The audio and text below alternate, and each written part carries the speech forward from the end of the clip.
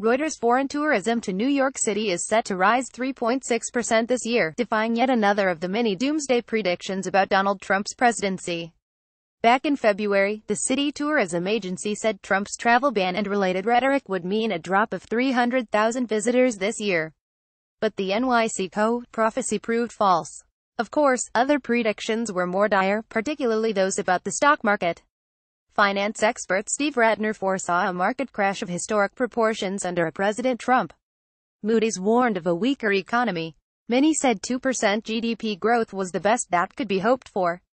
Other doomsayers included Mark Cuban, CNBC's Andrew Ross Sorkin, and firms such as Bridgewater Associates and macroeconomic advisors. A less dishonorable mention goes to Nobel-winning economist Paul Krugman, who at least walked back his doomsaying about a global recession, with no end in sight, soon after election night.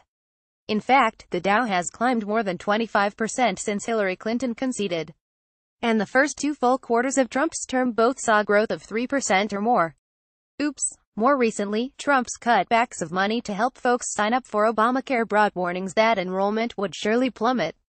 Over the first few days of open enrollment this year, a record number of people signed up, The Hill reported Tuesday.